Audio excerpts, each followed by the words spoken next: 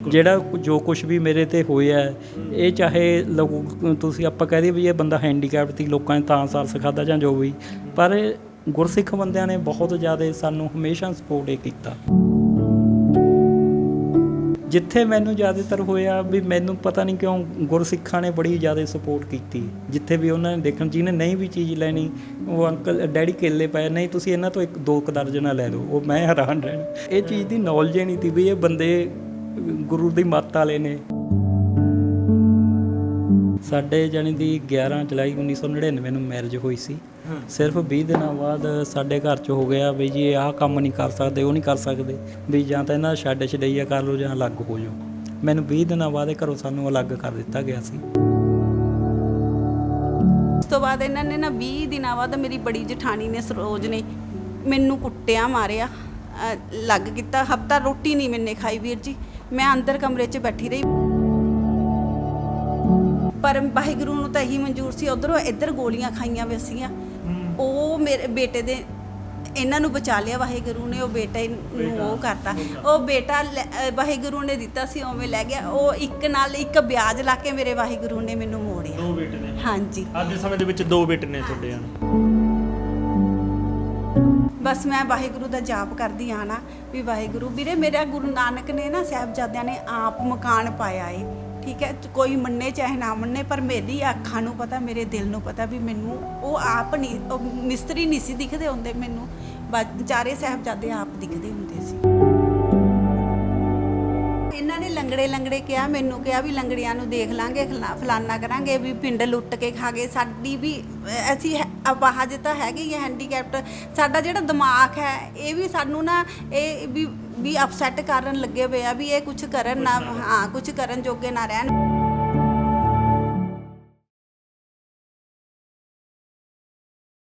ਜਦੋਂ ਆਪਾਂ ਸਮਾਜ ਦੇ ਵਿੱਚ ਜਾਂਦੇ ਹਾਂ, ਵੱਖਰੇ ਲੋਕਾਂ ਨਾਲ ਮਿਲਦੇ ਹਾਂ, ਬਹੁਤ ਇਹੋ ਜਿਹੇ ਲੋਕ ਹੁੰਦੇ ਨੇ ਜੋ ਜ਼ਿੰਦਗੀ ਤੋਂ ਹਾਰ ਜਾਂਦੇ ਨੇ। ਮੇਰੇ ਵਰਗੇ ਹੁੰਦੇ ਨੇ ਕਿ ਅਕਸਰ ਛੋਟੀ ਜਿਹੀ ਮੁਸੀਬਤ ਪਈ ਨਹੀਂ ਤੇ ਢੇਰੀ ਢਾਹ ਕੇ ਬਹਿ ਜਾਣਾ, ਪਰ ਜਦੋਂ ਲੋਕਾਂ ਨਾਲ ਮਿਲਣਾ, ਸਮਾਜ ਵਿੱਚ ਵਿਚਰਨਾ, ਐਸੀ ਸ਼ਖਸੀਅਤਾਂ, ਐਸੇ ਰੱਬੀ ਰੂਹਾਂ ਨਾਲ ਮੁਲਾਕਾਤਾਂ ਹੁੰਦੀਆਂ ਨੇ ਜਿਨ੍ਹਾਂ ਨੂੰ ਦੇਖ ਕੇ ਜ਼ਿੰਦਗੀ ਜਿਉਣ ਦਾ ਦੁਬਾਰ ਤੋਂ ਜੀਅ ਕਰਦਾ।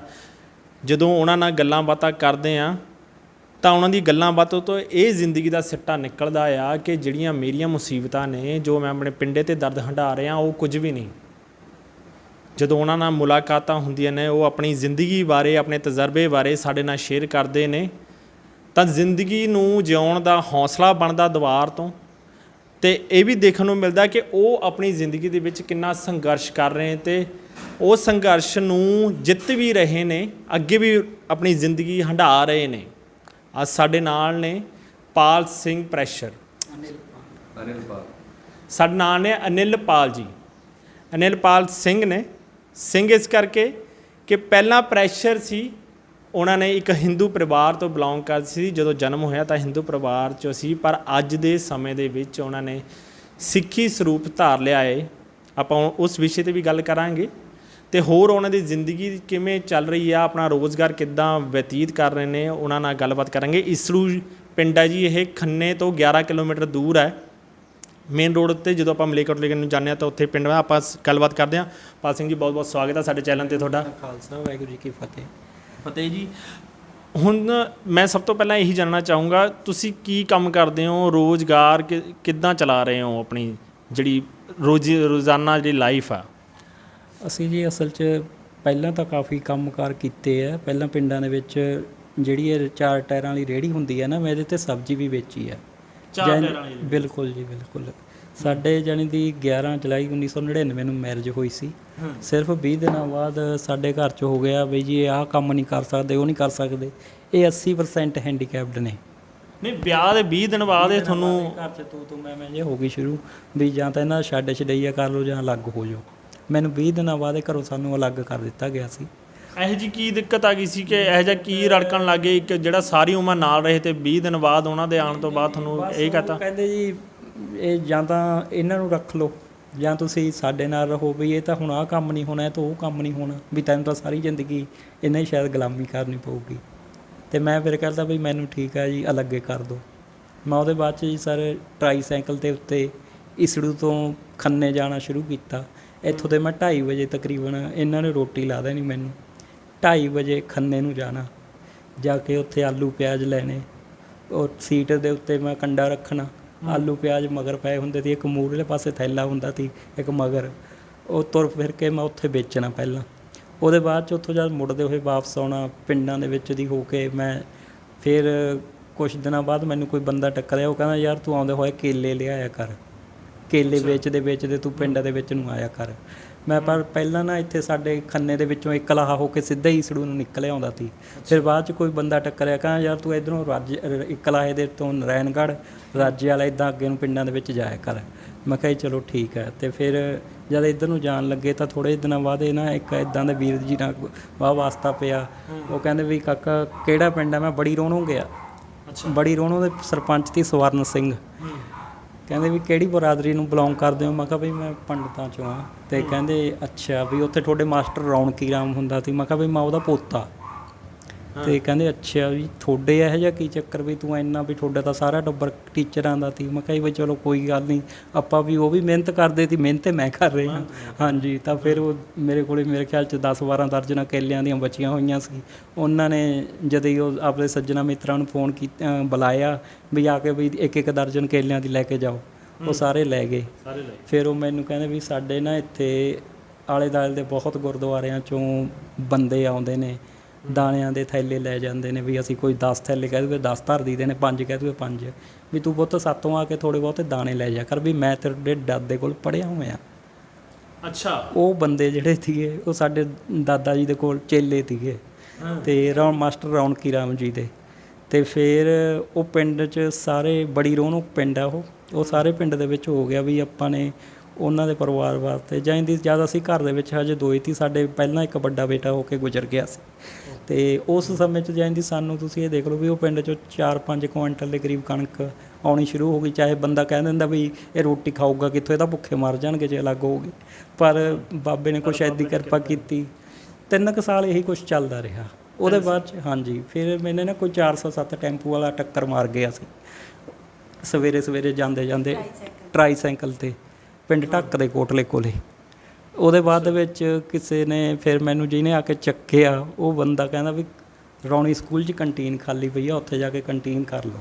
ਫਿਰ ਜਿਹੜਾ ਟੱਕਰ ਮਾਰ ਗਿਆ ਸੀ ਉਹਦੇ ਬਾਰੇ ਪਤਾ ਨਹੀਂ ਲੱਗਿਆ? ਪਤਾ, ਉਹ ਤਾਂ ਟੈਂਪੂ ਵਾਲਾ ਨਿਕਲ ਗਿਆ ਸੀ, ਪਰ ਉੱਦਾਂ ਮੇਰਾ ਬਚਾਅ ਹੋ ਗਿਆ ਸੀ। ਵੈਸੇ ਸਾਈਕਲ ਹੀ ਥੱਲੇ ਖਤਾਨਾਂ ਜਿਹੀਆਂ 'ਚ ਨੂੰ ਚਲੇ ਗਈ ਸੀ। ਅਤੇ ਫਿਰ ਉਹਦੇ ਬਾਅਦ ਦੇ ਵਿੱਚ ਉਹ ਜਦ ਮੈਂ ਉੱਥੇ ਸਕੂਲ 'ਚ ਗਿਆ ਤਾਂ ਉਹ ਮੈਨੂੰ ਜਾ ਕੇ ਪੁੱਛਦੇ ਵੀ ਤੂੰ ਕਾਕਾ ਕਿਹੜੇ ਪਿੰਡੋਂ ਆ, ਕਿੰਨਾਂ ਨੂੰ? ਮੈਂ ਕਿਹਾ ਬਈ ਮੈਂ ਈਸੜੂ ਤੋਂ ਆ ਬਈ। ਕਹਿੰਦੇ ਉੱਥੇ ਮਾਸਟਰ ਰਾਮ ਰਿਸ਼ਪਾਲ। ਮੈਂ ਕਿਹਾ ਮੈਂ ਉਹਦਾ ਬੇਟਾ, ਮੈਂ ਰਾਮ ਰਿਸ਼ਪਾਲ ਦਾ ਬੇਟਾ।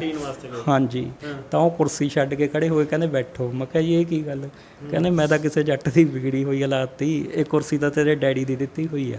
ਕਹਿੰਦੇ ਤੇਰੇ ਡੈਡੀ ਫਲਾਨੀ ਜਗ੍ਹਾ ਢਮੋੜ ਪੜ੍ਹਾਉਂਦੇ ਸੀ? ਮੈਂ ਕਿਹਾ ਵੀ ਹਾਂ ਮੈਨੂੰ ਪਤਾ ਵੀ ਢਮੋੜ ਪੜ੍ਹਾਇਆ। ਕਹਿੰਦੇ ਮੈਂ ਬਸ ਉਸ ਸਮੇਂ ਉਹਨਾਂ ਕੋਲ ਪੜ੍ਹਿਆ ਸੀ। ਫਿਰ ਮੈਨੂੰ ਕਹਿੰਦੇ ਅੱਛਾ ਵੀ ਕੰਟੀਨ ਕਰਨੀ ਆ? ਮੈਂ ਕਿਹਾ ਕਹਿੰਦੇ ਚਲੋ ਫਲਾਨੀ ਜਗ੍ਹਾ ਸਰਪੰਚ ਕੋਲ ਜਾ ਕੇ ਆਓ। ਉੱਥੇ ਸਰਪੰਚ ਸੀਗੇ ਅਮਰੀਕ ਸਿੰਘ। ਸਾਡੇ ਪਿੰਡ ਇੱਥੇ ਪੱਤਰਕਾਰ ਸੀ ਗੁਰਮੁਖ ਸਿੰਘ, ਉਹਨਾਂ ਨੂੰ ਨਾਲ ਮੈਂ ਲੈ ਕੇ ਗਿਆ। ਤਾਂ ਉਹ ਕਹਿੰਦੇ ਵੀ ਮੈਂ ਤੇ ਰਾਮ ਰਿਸ਼ਪਾਲ ਅਸੀਂ ਤਾਂ ਇਕੱਠੇ ਖੇਡੇ ਹੋਏ ਹਾਂ। ਬਸ ਪਰਮਾਤਮਾ ਦੀ ਕੁਛ ਐਸੀ ਕਿਰਪਾ ਬਣੀ ਵੀ ਅਸੀਂ 8-9 ਸਾਲ 7-8 ਸਾਲ ਮੇਰੇ ਖਿਆਲ 'ਚ ਮੈਂ ਉੱਥੇ ਲਗਾਤਾਰ ਕੰਟੀਨ ਕੀਤੀ। ਉਹਦੇ ਬਾਅਦ 'ਚ ਉਹਨਾਂ ਨੇ ਆਲੇ ਦੁਆਲੇ ਦੇ ਸਾਰੇ ਪਿੰਡਾਂ ਦੇ 10-12 ਪਿੰਡਾਂ ਦੇ ਬੱਚੇ ਉੱਥੇ ਸਕੂਲ 'ਚ ਪੜ੍ਹਦੇ ਸੀ। ਉਹ ਜਿਹੜੇ ਪ੍ਰਿੰਸੀਪਲ ਸਰ ਸੀ ਜਿਹੜੇ ਸਾਡੇ ਡੈਡੀ ਕੋਲ ਪੜ੍ਹੇ ਹੋਏ ਸੀ, ਉਹਨਾਂ ਨੇ ਸਾਰੇ ਪਿੰਡਾਂ ਦੇ ਪੇਰੈਂਟਸ ਦੀ ਮੀਟਿੰਗ ਉਹਨਾਂ ਨੂੰ ਕਿਹਾ ਵੀ ਜਿਹੜਾ ਵੀ ਕਿਸੇ ਨੂੰ ਸਮਾਨ ਖਾਣ ਪੀਣ ਦਾ ਕਾਪੀ ਪੈਨ ਜੋ ਵੀ ਚਾਹੀਦਾ ਹੈ ਦੁਕਾਨ ਤੋਂ ਲੈ ਜਾਓ। 7 ਤਰੀਕ ਨੂੰ 10 ਤਰੀਕ ਨੂੰ ਹਰ ਇੱਕ ਨੇ ਇਹਦੇ ਪੈਸੇ ਦੇ ਦੇਣੇ। ਇੱਦਾਂ ਸਾਡਾ ਚਲੋ ਬਾਬੇ ਨੇ ਕਿਰਪਾ ਕੀਤੀ। ਫਿਰ ਜੀ ਸਾਡੇ ਇਹ ਬੇਟਾ ਕੰਪੀਟੀਸ਼ਨ 'ਚ ਆਇਆ ਸੀ ਵੱਡਾ। ਉਹਦੇ ਬਾਅਦ 'ਚ ਗੁਰਸਿੱਖ ਨੇ ਰਾਹ ਦਿਖਾਤੀ ਵੀ ਤੁਸੀਂ ਸਾਰੇ ਕੰਮ ਛੱਡ ਕੇ ਬਾਜ਼ਾਰਾਂ 'ਚ ਪੈਨ ਵੇਚੋ।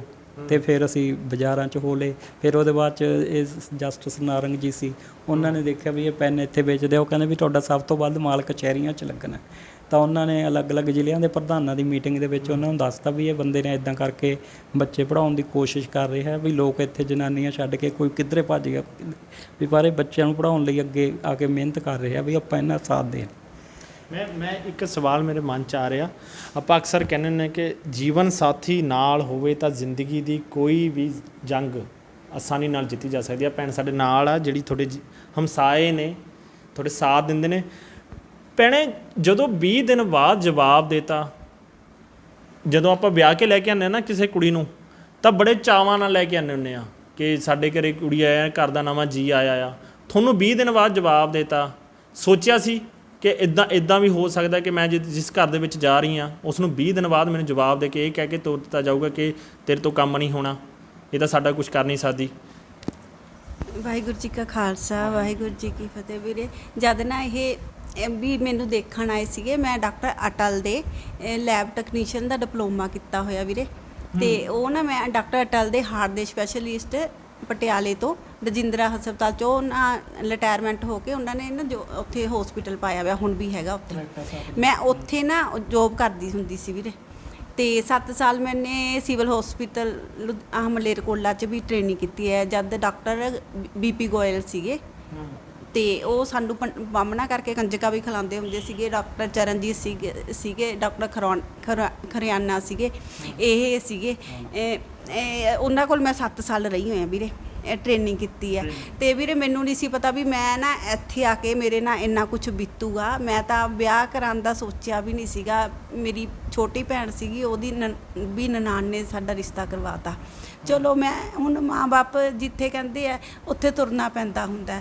ਜਦ ਇਹਨਾਂ ਨੇ ਰਿਸ਼ਤਾ ਕੀਤਾ ਵੀਰ ਜੀ, ਇਹਨਾਂ ਨੇ ਕਿਹਾ ਵੀ ਨਾ ਪੀਸੀਓ ਆਪਣੀ ਹੈ ਇਹਨਾਂ ਦੀ, ਵੀ ਮੰਮੀ ਦੀ ਜਿਹੜੀ ਮੇਰੀ ਸੱਸ ਦੀ ਤਨਖਾਹ ਵੀ ਪੈਨਸ਼ਨ ਆਊਗੀ, ਵੀ ਉਹ ਨਾ ਇਹਨਾਂ ਦਾ ਘਰੇ ਨਾਮ ਨੀਲਾ ਹੈ, ਵੀ ਨੀਲੇ ਦੀ ਹੈ। ਤੇ ਉਹ ਮੰਮੀ ਹੁਣਾਂ ਨੇ ਘਰ ਦੇਖ ਕੇ ਵੀ ਉਹਨਾਂ ਨੇ ਮੰਮੀ ਹੁਣਾਂ ਨਾਲ ਗੱਲ ਕੀਤੀ, ਮੇਰੇ ਪੇਰੈਂਟਸ ਨਾਲ ਦੇਖਣ ਆਏ, ਸਾਡੇ ਕਿਰਾਏਦਾਰ ਆਏ ਸੀਗੇ, ਕਿਰਾਏ ਤੇ ਰਹਿੰਦੇ ਸੀ, ਉਹ ਆਂਟੀ ਵੀ ਦੇਖਣ ਆਏ ਸੀ ਮੰਮੀ ਹੁਣਾਂ ਦੇ ਨਾਲ ਘਰ-ਬਾਰ। ਤੇ ਉਹ ਕਹਿੰਦੇ ਵੀ ਇਹ ਸੱਸ ਦੀ ਜਿਹੜੀ ਪੈਨਸ਼ਨ ਆਊਗੀ ਵੀ ਉਹ ਛੋਟੇ ਦੀ ਹੈ, ਅਸੀਂ ਇੱਕ ਬੈੱਡ ਤੱਕ ਵੀ ਨਹੀਂ ਲੈਣਾ ਹੈਗਾ, ਕੁਝ ਵੀ ਨਹੀਂ ਲੈਣਾ, ਅਸੀਂ ਆਪਣੇ ਕੱਪੜੇ ਪਾ ਕੇ ਲਿਆਣੇ ਆ। ਵੀਰੇ ਇਹਨਾਂ ਨੇ ਨਾ ਮੈਂ ਹਫਤੇ ਦੇ ਵਿੱਚ ਰਿਸ਼ਤਾ ਕੀਤਾ। ਮੈਂ ਤਾਂ ਜੋਬ ਕਰਦੀ ਪਈ ਸੀ 2500 ਰੁਪਏ ਤੇ, ਅੱਜ ਤੋਂ 21 ਸਾਲ ਪਹਿਲਾਂ। ਹਫ਼ਤੇ ਦੇ ਵਿੱਚ ਰਿਸ਼ਤਾ? ਹਾਂ, ਹਫਤੇ ਦੇ ਵਿੱਚ ਰਿਸ਼ਤਾ ਲਿੱਤਾ। ਕਹਿੰਦੇ ਵੀ ਅਸੀਂ ਹੁਣੀ ਚੜਾ ਕੇ ਲੈ ਕੇ ਜਾਣੀ ਹੈ ਚੁੰਨੀ। ਮੇਰੇ ਮੰਮੀ ਅੜ ਗਏ। ਮੰਮੀ ਕਹਿੰਦੇ ਵੀ ਮੇਰੀ ਵੱਡੀ ਕੁੜੀ ਵੀ ਅੰਬਾਲੇ ਰਹਿੰਦੀ ਹੈ, ਵੀ ਮੈਂ ਉਹਨਾਂ ਨੂੰ ਤਾਂ ਬੁਲਾਉਣਾ ਚਾਹੀਦਾ, ਵੀ ਮੈਂ ਮੇਰੇ 6 ਮਾਮੇ ਆ ਜੀ, 6 ਮਾਸੀਆਂ ਨੇ, ਇੱਕ ਕੈਪਟਨ ਰਿਟਾਇਰ ਮਾਮਾ ਜੀ ਹੋਏ ਵੇ, ਇੱਕ ਫੌਜੀ ਰਿਟਾਇਰ ਵੇ, ਖਾਨਦਾਨੀ ਪਰਿਵਾਰ ਹੈ ਮੇਰੇ ਨਾਨਕਿਆਂ ਦਾ। ਤੇ ਵੀਰ ਜੀ ਚਲੋ ਮੰਮੀ ਕਹਿੰਦੀ ਮੈਂ ਹੋਰ ਨਹੀਂ ਕਿਸੇ ਨੂੰ ਸੱਦੂਗੀ, ਵੀ ਚੁੰਨੀ ਚੜਾ ਕੇ ਭੇਜਣੀ ਆ, ਵੀ ਮੈਂ ਕੁੜੀ ਨੂੰ ਤਾਂ ਸੱਦੂਗੀ, ਉਹ ਵੀ ਇੱਕ ਮਾਮਾ ਤਾਂ ਸੱਦੂਗੀ ਵੀ ਕੋਈ ਰੀਤੀ ਰਿਵਾਜ ਕਰਨ ਵਾਸਤੇ। ਤਾਂ ਵੀਰੇ ਇਹਨਾਂ ਨੇ ਬਹੁਤ ਜਲਦੀ ਕੀਤੀ ਵੀ ਹੁਣੀ ਵਿਆਹ ਕੇ ਲੈ ਕੇ ਜਾਣੀ ਹੈ। ਫਿਰ ਹਫਤਾ ਮਸਾਂ ਪਾਇਆ ਸੀ, ਤੇ ਹਫਤਾ ਜਦ ਪਾਇਆ ਵੀਰੇ ਇਹ ਮੰਮੀ ਨੇ ਸਾਰੀਆਂ ਗੱਲਾਂ ਖੋਲੀਆਂ ਸੀ ਵੀ ਅਸੀਂ ਤਾਂ ਕੁੜੀ ਪੜ੍ਹਾਈ ਹੈ, ਵੀ ਕੀ ਕਹਿੰਦੇ ਆ ਪੜ੍ਹਾਈ ਇਹਨੂੰ ਅਸੀਂ ਵੀ ਲੈਬ ਟੈਕਨੀਸ਼ੀਅਨ ਦਾ, ਲੈਬ ਟੈਕਨੀਸ਼ੀਅਨ ਦਾ ਵੀ ਕੀਤਾ। ਕੁੜੀ ਜੋਬ ਕਰਦੀ ਆ, ਵੀ ਇਹਨੂੰ ਤਾਂ ਰੋਟੀ ਵੀ ਅਸੀਂ ਲਾਇਆ ਨਹੀਂ, ਵੀ ਆਂਦਾ ਸਭ ਕੁਛ ਹੈ, ਵੀ ਰੋਟੀ ਕੁਛ ਨਹੀਂ ਲਾਇਆ ਸੀ, ਘਰੇ ਕੰਮ ਨਹੀਂ ਲਾਇਆ। ਵੀਰੇ ਮੇਰੀ ਮਾਮੀ ਸੱਸ ਸੀਗੀ ਜਿਹੜੀ ਇੱਥੇ ਦਿੱਲੀ ਰਹਿੰਦੇ ਨੇ, ਇੱਧਰਲੇ ਈਸੜੂ ਵਾਲੇ, ਤੇ ਉਹ ਕਹਿੰਦੇ ਵੀ ਕੋਈ ਗੱਲ ਨਹੀਂ, ਵੀ ਉੱਥੇ ਕਿਹੜਾ ਇਹ ਤੋਂ ਰੋਟੀਆਂ ਪਕਾਉਣੀਆਂ ਨੇ। ਇਹਨਾਂ ਨੇ ਮੇਰੇ ਘਰਦਿਆਂ ਨੇ ਮੈਨੂੰ ਇੱਕ ਗੱਲ ਪੁੱਛੀ ਸੀ ਜਦੋਂ ਇਹ ਮੈਨੂੰ ਦੇਖਣ ਗਏ ਸੀ, ਇਹ ਕਹਿੰਦੇ ਵੀ ਤੈਨੂੰ ਜੋਬ ਕਰਨੀ ਜ਼ਰੂਰੀ ਤਾਂ ਨਹੀਂ ਹੈਗੀ, ਵੀ ਗਲੀਆਂ 'ਚ ਫਿਰਨਾ। ਮੈਂ ਕਿਹਾ ਵੀ ਨਹੀਂ, ਜੇ ਮੈਨੂੰ ਬੈਠੀ ਨੂੰ ਵੀ ਰੋਟੀ ਮਿਲੂਗੀ ਮੈਨੂੰ ਕੀ ਲੋੜ ਹੈ ਧੱਕੇ ਖਾਣ ਦੀ। ਵੀਰੇ ਮੈਨੂੰ ਨਹੀਂ ਸੀ ਪਤਾ ਵੀ ਮੈਂ ਤਾਂ ਕਿੱਥੇ ਧੱਕੇ ਖਾਊਂਗੀ ਇੱਥੇ ਆ ਕੇ ਤੁਹਾਡੇ ਸਾਹਮਣੇ, ਠੀਕ ਹੈ ਨਾ। ਫਿਰ ਵੀਰੇ ਉਸ ਤੋਂ ਬਾਅਦ ਇਹਨਾਂ ਨੇ ਨਾ 20 ਦਿਨਾਂ ਬਾਅਦ ਮੇਰੀ ਬੜੀ ਜਠਾਣੀ ਨੇ ਸਰੋਜ ਨੇ ਮੈਨੂੰ ਕੁੱਟਿਆ, ਮਾਰਿਆ, ਲੱਗ ਕੀਤਾ। ਹਫਤਾ ਰੋਟੀ ਨਹੀਂ ਮੈਨੇ ਖਾਈ ਵੀਰ ਜੀ। ਮੈਂ ਅੰਦਰ ਕਮਰੇ 'ਚ ਬੈਠੀ ਰਹੀ। ਮੇਰਾ ਗਵਲਾ ਜੇਠ ਹੈ, ਉਹਨੂੰ ਪਿੰਡ ਵਿੱਚ ਘੋਗਾ ਕਹਿੰਦੇ ਹੈ, ਤੇ ਉਹ ਮੇਰੀ ਗਵਲੀ ਜਠਾਣੀ ਛੋਟੇ ਜਿਹੇ ਬੇਟੇ ਦੇ ਆਪਣੇ ਬੜੇ ਬੇਟਾ ਉਦੋਂ ਛੋਟਾ ਜਿਹਾ ਸੀ ਉਹਨਾਂ ਦਾ ਸੁਰਿੰਦਰ, ਉਹ ਮੈਨੂੰ ਨਾ ਚੋਰੀ ਦੁੱਧ ਤੇ ਬਿਸਕੁਟ ਦੇ ਕੇ ਜਾਂਦੀ ਹੁੰਦੀ ਸੀ, ਠੀਕ ਹੈ। ਮੇਰੀ ਬੜੀ ਜਠਾਣੀ ਜਿਹੜਾ ਸਰੋਜ ਨੂੰ ਪਤਾ ਲੱਗਿਆ, ਬੜੀ ਜਠਾਣੀ ਨੂੰ, ਉਹਦੇ ਵੀ ਮਗਰ ਪਈ ਵੀ ਇਹਨੂੰ ਤੂੰ ਇਹਦੇ ਰੋਟੀ ਕਿੱਥੋਂ ਲੰਘਣੀ ਹੈ, ਇਹਨੂੰ ਤਾਂ ਇਹਦਾ ਜੇਠ ਗਵਲਾ ਵੀ ਇਹਨੂੰ ਦੁੱਧ ਬਿਸਕੁਟ ਜਠਾਣੀ ਦਿੰਦੀ ਹੈ। ਮੇਰੀ ਗਵਲੀ ਜਠਾਣੀ ਨੇ ਤੇ ਜੇਠ ਨੇ ਮੇਰੀ ਸਪੋਰਟ ਕੀਤੀ, ਪਰ ਉਹ ਹੁਣ ਸਾਡੇ ਨਾਲ ਬੋਲਦੇ ਨਹੀਂ, ਪਰ ਕਿਉਂਕਿ ਬੋਲਣਗੇ ਕਿਉਂ, ਉਹ ਬੜੀ ਉਹਨੂੰ ਬੋਲਣ ਨਹੀਂ ਦਿੰਦੀ। ਹਾਂਜੀ। ਤੇ ਵੀਰੇ ਫੇਰ ਕਹਿੰਦਾ ਅਸੀਂ ਨਾ ਜਦੋਂ ਫਿਰ ਮੇਰਾ ਬੇਟਾ ਹੋਣ ਵਾਲਾ ਹੋਇਆ, ਫਿਰ ਮੈਨੂੰ ਮੰਮੀ ਕੋਲ ਛੱਡਿਆ ਇਹ ਘਰੇ। ਬੜਾ ਬੇਟਾ ਪੂਰੇ ਟਾਈਮ ਤੇ ਵੀਰੇ ਡੈੱਡ ਹੋਇਆ, ਕਿਉਂਕਿ ਉਦੋਂ ਡੈੱਡ ਹੋਇਆ ਤਾਂ ਇਹਨਾਂ ਨੇ ਗੋਲੀਆਂ ਖਾ ਲਈਆਂ ਸੀਗੀਆਂ, ਇੱਧਰੋਂ ਲੜ ਕੇ ਸਾਨੂੰ ਮਕਾਨ ਨਹੀਂ ਸੀ ਮਿਲ ਰਿਹਾ ਇਹ ਹਿੱਸੇ ਵਾਲਾ, ਤੇ ਮੈਨੂੰ ਦੱਸਿਆ ਨਹੀਂਗਾ। ਮੈਂ ਉੱਥੇ ਬੈਠੀ ਰੋਈ ਜਾਵਾਂ ਪੂਰਾ ਟਾਈਮ ਸੀਗਾ। ਜਦੋਂ ਮੈਂ ਰੋਈ ਗਈ ਹੋਂਕੇ ਨਾਲ, ਬਸ ਅੰਦਰ ਹੀ ਬੇਟਾ ਡੈੱਡ ਹੋ ਗਿਆ, ਤੇ ਬੱਚੇ ਦੇ ਮੂੰਹ 'ਚ ਗੰਦਾ ਪਾਣੀ ਪੈ ਗਿਆ। ਬੜੀ ਮੁਸ਼ਕਲ ਨਾਲ ਉਸ ਵੇਲੇ ਮੇਰੀ ਜਾਨ ਬਚੀ, ਪਰ ਵਾਹਿਗੁਰੂ ਨੂੰ ਤਾਂ ਇਹੀ ਮਨਜ਼ੂਰ ਸੀ। ਉੱਧਰੋਂ ਇੱਧਰ ਗੋਲੀਆਂ ਖਾਈਆਂ ਵੀ ਸੀਗੀਆਂ, ਉਹ ਮੇਰੇ ਬੇਟੇ ਦੇ ਇਹਨਾਂ ਨੂੰ ਬਚਾ ਲਿਆ ਵਾਹਿਗੁਰੂ ਨੇ। ਉਹ ਬੇਟੇ ਨੂੰ ਉਹ ਕਰਤਾ, ਉਹ ਬੇਟਾ ਵਾਹਿਗੁਰੂ ਨੇ ਦਿੱਤਾ ਸੀ ਉਵੇਂ ਲੈ ਗਿਆ। ਉਹ ਇੱਕ ਨਾਲ ਇੱਕ ਵਿਆਜ ਲਾ ਕੇ ਮੇਰੇ ਵਾਹਿਗੁਰੂ ਨੇ ਮੈਨੂੰ ਮੋੜਿਆ। 2 ਬੇਟੇ ਨੇ? ਹਾਂਜੀ, ਅੱਜ ਦੇ ਸਮੇਂ ਦੇ ਵਿੱਚ 2 ਬੇਟੇ ਨੇ ਤੁਹਾਡੇ ਹਨ। ਤੇ ਭਾਜੀ ਇੱਕ ਸਵਾਲ ਬਹੁਤ ਹਰੇਕ ਸਾਡੇ ਦਰਸ਼ਕ ਦੇ ਮਨ ਦੇ ਵਿੱਚ ਵੀ ਆ ਰਿਹਾ ਹੋਊਗਾ ਤੁਸੀਂ ਜਨਮ ਇੱਕ ਹਿੰਦੂ ਪਰਿਵਾਰ ਦੇ ਵਿੱਚ ਲਿਆ, ਇਹ ਆਪਣੇ ਹੱਥ 'ਚ ਨਹੀਂ ਹੁੰਦਾ ਕਿ ਆਪਾਂ ਅਮੀਰ ਪਰਿਵਾਰ ਦੇ ਘਰੇ ਲੈਣਾ ਜਾਂ ਗਰੀਬ ਪਰਿਵਾਰ ਦੇ ਘਰੇ ਲੈਣਾ, ਕਿਸ ਧਰਮ ਦੇ ਵਿੱਚ ਜਾਣਾ ਆ, ਇਹ ਸਭ ਪਰਮਾਤਮਾ ਦੇ ਹੱਥ 'ਚ ਆ। ਪਰ ਉਸ ਤੋਂ ਬਾਅਦ ਹਿੰਦੂ ਧਰਮ ਤੋਂ ਬਾਅਦ ਜਦੋਂ ਸਿੱਖੀ ਬਾਣੇ ਜਾਂ ਸਿੱਖੀ ਵੱਲ ਨੂੰ ਚੱਲੇ, ਇਹ ਦਿਮਾਗ ਦੇ ਵਿੱਚ ਕਿਵੇਂ ਆਈ ਇਹ ਗੱਲ? ਇਹ ਸਰ ਜੀ ਦੇਖੋ ਕੁਦਰਤ ਵੱਲੋਂ ਹੀ ਹੋਇਆ। ਸਾਡੇ ਜਾਂਦੀ ਪਹਿਲਾਂ ਵੀ ਚਾਹੇ ਅਸੀਂ ਹਿੰਦੂ ਪਰਿਵਾਰ 'ਚ ਜਾਂ ਜਿੱਦਾਂ ਵੀ ਸੀ, ਅਸੀਂ ਕੋਈ ਪਹਿਲਾਂ ਐਦਾਂ ਹੈ ਨਹੀਂ ਸੀ ਵੀ ਕੋਈ ਗੁਰਦੁਆਰੇ ਜਾਂ ਮੰਦਿਰ ਸਪੈਸ਼ਲੀ ਆਪਾਂ ਕੋਈ ਜਾਂਦੇ, ਕੁਛ ਨਹੀਂ ਸੀ। ਸਿਰਫ ਕਿਉਂਕਿ ਜਦ ਸਾਡਾ ਤਾਂ ਥੋੜ੍ਹਾ ਜਿਹਾ ਵਿਆਹ ਤੋਂ ਤੁਹਾਨੂੰ ਦੱਸਿਆ ਥੋੜ੍ਹੀ ਦੇਰ ਬਾਅਦ ਇਹ ਅਲੱਗ ਜਿਹਾ ਹੋ ਗਏ, ਤਾਂ ਫਿਰ ਕੰਮ ਕਾਰੇ ਕਿਸੇ ਢੰਗ 'ਚ ਸੈੱਟ ਕਰਨ ਦਾ ਹੀ ਫਿਕਰ ਪੈ ਗਿਆ ਸੀ ਵੀ ਕਿਵੇਂ ਰੋਟੀ ਖਾਣੀ ਆ। ਇੱਥੇ ਜਾਂਦੀ ਚਲੋ ਪਿੰਡ ਦੇ ਵਿੱਚ ਵੀ ਕੁਛ ਵਿੱਚ ਸੱਜਣ ਵਧੀਆ ਸੀ, ਉਹਨਾਂ ਨੇ ਕਹਿਣਾ ਵੀ ਸਾਡੇ ਇੱਥੇ ਗੋਭੀ ਹੁੰਦੀ ਆ, ਗੋਭੀ ਪਿੰਡਾਂ 'ਚ ਲਿਜਾ ਕੇ ਵੇਚ ਲਓ, ਆਹ ਕਰ ਲਓ ਕਰ ਲਓ। ਅਸਲ ਦੇ ਵਿੱਚ ਨਾ ਜਿਹੜਾ ਮੈਂ ਤਾਂ ਮੇਨ ਇਹ ਸਮਝਣਾ ਵੀ ਇਨਸਾਨੀਅਤ ਦਾ ਫਰਜ਼ ਦੁਨੀਆ 'ਚ ਸਭ ਤੋਂ ਵੱਡਾ ਹੈ। ਜਿਹੜਾ ਜੋ ਕੁਛ ਵੀ ਮੇਰੇ ਤੇ ਹੋਇਆ, ਇਹ ਚਾਹੇ ਤੁਸੀਂ ਆਪਾਂ ਕਹਿ ਦਈਏ ਵੀ ਇਹ ਬੰਦਾ ਹੈਂਡੀਕੈਪਟ ਸੀ, ਲੋਕਾਂ ਨੇ ਤਾਂ ਸਾਰ ਸਿਖਾਦਾ ਜਾਂ ਜੋ ਵੀ, ਪਰ ਗੁਰਸਿੱਖ ਬੰਦਿਆਂ ਨੇ ਬਹੁਤ ਜ਼ਿਆਦਾ ਸਾਨੂੰ ਹਮੇਸ਼ਾ ਸਪੋਰਟ ਇਹ ਕੀਤਾ। ਮੈਂ ਜਦ ਬਾਜ਼ਾਰਾਂ ਦੇ ਵਿੱਚ ਖੰਨੇ ਦੇ ਵਿੱਚ ਤੁਹਾਡੇ ਇੱਧਰ ਕ੍ਰਿਸ਼ਨਾ ਨਗਰ ਕਿਹੜਾ ਆਨੰਦ ਸਿੰਘ ਪ੍ਰੇਮ ਨਗਰ ਹੈ, ਇੱਧਰ ਤੋਂ ਸ਼ੁਰੂ ਹੋ ਕੇ ਹਿੰਦੀ ਪੁੱਤਰੀ ਪਾਠਸ਼ਾਲਾ ਦੇ ਕੋਲ, ਇੱਥੋਂ ਤੋਂ ਸ਼ੁਰੂ ਹੋ ਕੇ ਮੈਂ 17 ਨੰਬਰ ਕਰਤਾਰ ਨਗਰ ਉੱਧਰ ਮੈਂ ਕੇਲੇ ਵੇਚਣੇ ਇਹ ਟਰਾਈਸਾਈਕਲ 'ਤੇ। ਮੈਂ ਪਹਿਲਾਂ ਉਰੇ ਪਿੰਡਾਂ 'ਚ ਵੀ ਕੰਮ ਕਰਦਾ ਰਿਹਾ, ਫਿਰ ਇੱਥੇ ਆਧਾਰ ਅਧੂਰ ਹੋਣ ਲੱਗਿਆ, ਫਿਰ ਮੈਂ ਉਹ ਪਿੰਡਾਂ ਉੱਥੇ ਕੇਲੇ ਵੇਚਣੇ, ਇੱਕ ਦਿਨ ਇੱਧਰ ਹਰਕ੍ਰਿਸ਼ਨ ਨਗਰ ਵੱਲ ਵੇਚਣੇ ਜਾਂਦੀ। ਇੱਦਾਂ ਕਰਕੇ ਜਿੱਥੇ ਮੈਨੂੰ ਜ਼ਿਆਦਾਤਰ ਹੋਇਆ ਵੀ ਮੈਨੂੰ ਪਤਾ ਨਹੀਂ ਕਿਉਂ ਗੁਰਸਿੱਖਾਂ ਨੇ ਬੜੀ ਜ਼ਿਆਦਾ ਸਪੋਰਟ ਕੀਤੀ। ਜਿੱਥੇ ਵੀ ਉਹਨਾਂ ਨੇ ਦੇਖਣ, ਜਿਹਨੇ ਨਹੀਂ ਵੀ ਚੀਜ਼ ਲੈਣੀ, ਉਹ ਅੰਕਲ ਡੈਡੀ ਕੇਲੇ ਪਏ, ਨਹੀਂ ਤੁਸੀਂ ਇਹਨਾਂ ਤੋਂ 1-2 ਦਰਜਨਾਂ ਲੈ ਲਓ। ਉਹ ਮੈਂ ਹੈਰਾਨ ਰਹਿਣਾ ਵੀ ਯਾਰ 1 ਦਰਜਨ ਕੇਲਾ ਨਹੀਂ ਦਿਹਾੜੀ 'ਚ ਮੁੱਕਦਾ ਹੈ, 2 ਦਾ ਅਸੀਂ ਖੁਦ ਜਾਂਦੀ ਜ਼ਿਆਦਾ ਇਹ ਚੀਜ਼ ਦੀ ਨੌਲੇਜ ਹੀ ਨਹੀਂ ਸੀ ਵੀ ਇਹ ਬੰਦੇ ਗੁਰੂ ਦੀ ਮੱਤ ਵਾਲੇ ਨੇ, ਵੀ ਜਿਹੜੇ ਤੇ ਤੋਂ 2 ਦਰਜਨਾਂ ਕਿਉਂ ਲੈ ਰਹੇ ਨੇ, ਸਾਨੂੰ ਖੁਦ ਨੂੰ ਨਹੀਂ ਸੀ ਉਹ ਗੱਲ ਦਾ ਪਤਾ। ਰੱਬ ਆ ਜਿਹੜਾ ਉਹ ਹਰ ਇੱਕ ਇਨਸਾਨ ਦੇ ਵਿੱਚ ਵੱਸਦਾ ਹੈ ਕਿ ਇਨਸਾਨ ਦੇ ਰੂਪ ਦੇ ਵਿੱਚ ਪਰਮਾਤਮਾ ਹਮੇਸ਼ਾ ਸੰਗ ਸਹਾਈ ਹੁੰਦਾ ਹੈ। ਗੁਰਸਿੱਖਾਂ ਦੇ ਰੂਪ ਵਿੱਚ ਨਾ ਵੀਰ ਜੀ ਸਾਡੇ ਨਾਲ ਬਾਬਾ ਨਾਨਕ ਵੀ ਵਰਤਿਆ। ਕੋਈ ਕਹਿੰਦਾ ਨਾ ਵੀ ਸਾਡੇ ਨਾਲ ਉਹ ਕੀਤਾ, ਅਸੀਂ ਤਾਂ ਵੀ ਬਾਬਾ ਸਾਡੇ ਨਾਲ ਖੁਦ ਵਰਤਿਆ, ਜਿਵੇਂ ਕਿ ਸਾਨੂੰ ਨਾ ਆਪ ਮਹਿਸੂਸ ਹੋਇਆ ਵੀ ਸਾਡੇ ਨਾਲ ਆਪ ਵੀ ਸਾਡੇ ਕਾਰਜ ਕਰਦਾ ਹੁੰਦਾ ਵੀਰੇ। ਸਾਨੂੰ ਦਿਖਦਾ ਏ, ਮੈਨੂੰ ਹੁਣ ਵੀ ਦਿਖਦਾ ਵਾਹਿਗੁਰੂ ਮੇਰਾ ਨਾਲ ਹੈ ਮੇਰੇ, ਠੀਕ ਹੈ ਨਾ। ਜਦ ਮੈਂ ਉੱਧਰੋਂ ਚਾਹ ਲੈ ਕੇ ਆਣੀ ਮਿਸਤਰੀਆਂ ਵਾਸਤੇ ਵੀਰੇ ਆ ਟਰਾਈਸਾਈਕਲ 'ਤੇ, ਮੇਰੀ ਇੱਧਰਲੀ ਜਠਾਣੀ ਨੇ ਮਿਸਤਰੀਆਂ ਨੂੰ ਬੋਲਣਾ ਮਾੜਾ ਜਿਹਾ ਵੀ ਕੁਛ ਟੱਕ ਲਾਣਾ ਵੀ ਇਹ ਸਾਡਾ ਘੱਟ ਆ ਜਾਊਗਾ, ਤੁਸੀਂ ਆ ਨਾ ਕਰੋ। ਇੱਕ ਵਾਰੀ ਇੱਥੋਂ ਉਹ ਨਹੀਂ ਲਾਉਂਦੇ ਹੁੰਦੇ ਬੱਲੀ, ਉਹਦੇ ਉੱਤੋਂ ਵੀ ਗਿਰ ਗਏ ਮਿਸਤਰੀ, ਤਾਂ ਉਹ ਮੈਨੂੰ ਕਹਿੰਦੇ ਵੀ ਭੈਣੇ ਤੂੰ ਨਾ ਚਾਹ ਨਾ ਲੈ ਕੇ ਆ, ਤੂੰ ਇੱਥੇ ਹੀ ਆ ਜਾ ਵੀ ਤੇਰੀ ਜਠਾਣੀ ਬੜੀ ਤੰਗ ਕਰਦੀ ਹੈ, ਤਾਏ ਦੀ ਨੂੰਹ ਨਹੀਂ ਤਾਂ ਰਾਣੀ। ਤਾਂ ਵੀਰੇ ਮੈਂ ਜਦ ਆਣਾ ਨਾ ਮੈਨੂੰ ਨਾ ਗੱਬੇ ਮੇਰੇ ਵੀ ਬਾਜਾਂ ਵਾਲੇ ਗੁਰੂ ਦੋਨੋਂ ਛੋਟੇ ਸਾਹਿਬਜ਼ਾਦੇ ਮੈਨੂੰ ਨਾ ਸਾਈਕਲੀ ਦੇ ਮੂਹਰੇ ਦਿਖਣੇ, ਠੀਕ ਹੈ ਵੀਰੇ। ਬਸ ਮੈਂ ਵਾਹਿਗੁਰੂ ਦਾ ਜਾਪ ਕਰਦੀ ਆ ਨਾ ਵੀ ਵਾਹਿਗੁਰੂ ਵੀਰੇ ਮੇਰਾ ਗੁਰੂ ਨਾਨਕ ਨੇ ਨਾ ਸਾਹਿਬਜ਼ਾਦਿਆਂ ਨੇ ਆਪ ਮਕਾਨ ਪਾਇਆ ਏ, ਠੀਕ ਹੈ। ਕੋਈ ਮੰਨੇ ਚਾਹੇ ਨਾ ਮੰਨੇ, ਪਰ ਮੇਰੀ ਅੱਖਾਂ ਨੂੰ ਪਤਾ, ਮੇਰੇ ਦਿਲ ਨੂੰ ਪਤਾ ਵੀ ਮੈਨੂੰ ਉਹ ਆਪ ਨਹੀਂ, ਉਹ ਮਿਸਤਰੀ ਨਹੀਂ ਸੀ ਦਿਖਦੇ ਹੁੰਦੇ, ਮੈਨੂੰ ਚਾਰੇ ਸਾਹਿਬਜ਼ਾਦੇ ਆਪ ਦਿਖਦੇ ਹੁੰਦੇ ਸੀ ਵੀ ਮਕਾਨ ਪਾਉਂਦੇ। ਤੇ ਮੈਂ ਵੀ ਜਿੱਦਣ ਸਾਡਾ ਮਕਾਨ ਗਿਰਿਆ ਸੀ ਵੀਰੇ ਸਾਰੀ ਗਲੀ ਆ ਗਈ ਭੱਜ ਕੇ, ਕਿਉਂਕਿ ਜਦੋਂ ਕੋਈ ਇਦਾਂ ਦਾ ਕੰਮ ਹੁੰਦਾ ਨਾ ਉਦੋਂ ਬੜੀ ਹਮਦਰਦੀ ਸਾਰੇ ਦਿਖਾਉਂਦੇ ਨੇ, ਤੇ ਆ ਕੇ ਕਹਿੰਦੇ ਵੀ ਕੀ ਕਹਿੰਦੇ ਨਾ ਇਹ ਤਾਂ ਬਹੁਤ ਮਾੜਾ ਹੋ ਗਿਆ, ਬੱਚੋ ਰੁੱਤੇ ਨੇ ਵੀ ਇਹਨਾਂ ਦਾ ਮਕਾਨ ਕਿਵੇਂ ਪਾਊਗਾ। ਵੀਰੇ ਮੈਨੂੰ ਜਮਾ ਹੀ ਨਹੀਂ ਦੁੱਖ ਆਇਆ ਵੀ ਮਕਾਨ ਗਿਰ ਗਿਆ, ਬਸ ਮੈਨੂੰ ਇਹ ਸੀ ਵੀ ਸ਼ੁਕਰ ਹੈ ਵਾਹਿਗੁਰੂ ਦਾ ਵੀ ਇਹ ਵੀ ਬਾਹਰ ਨੇ, ਮੈਂ ਵੀ ਬਾਹਰ ਹੈ, ਬੱਚੇ ਹਲੇ ਗੱਜਣ ਮਾਜਰੇ ਤੋਂ ਆਏ ਨਹੀਂ ਸੀਗੇ ਉਹਨਾਂ ਦੀ ਭੈਣ, ਤੇ ਮੈਨੂੰ ਇਹ ਸੀ ਵੀ ਅਸੀਂ ਬਚ ਗਏ, ਜੇ ਸਾਡੇ 'ਚੋਂ ਕੋਈ ਵੀ ਅੰਦਰ ਹੁੰਦਾ ਵੀ ਸਾਡਾ ਕੀ ਬਣਦਾ। ਤੇ ਵੀਰ ਜੀ ਇਹ ਮੈਨੂੰ ਗਲੀ ਵਾਲੇ ਕਹਿੰਦੇ, ਇੱਕ ਸਾਡੇ ਇੱਥੇ ਨਜ਼ੀਰਾ ਆਂਟੀ ਹੈ, ਕਹਿੰਦੀ ਵੀ ਇਹਨੂੰ ਤਾਂ ਮਕਾਨ ਗਿਰੇ ਦਾ ਤਾਂ ਕੋਈ ਦੁੱਖ ਨਹੀਂ, ਤਾਂ ਹੱਸਦੀ ਫਿਰਦੀ ਆ। ਮੈਂ ਕਿਹਾ ਵੀ ਮੈਨੂੰ ਕਾਹਦੀ ਚਿੰਤਾ ਹੋਣੀ ਹੈ, ਮੇਰੇ ਵਾਹਿਗੁਰੂ ਨੇ ਜਿਵੇਂ ਗੇਰਿਆ ਉਵੇਂ ਪਾ ਦੂਗਾ।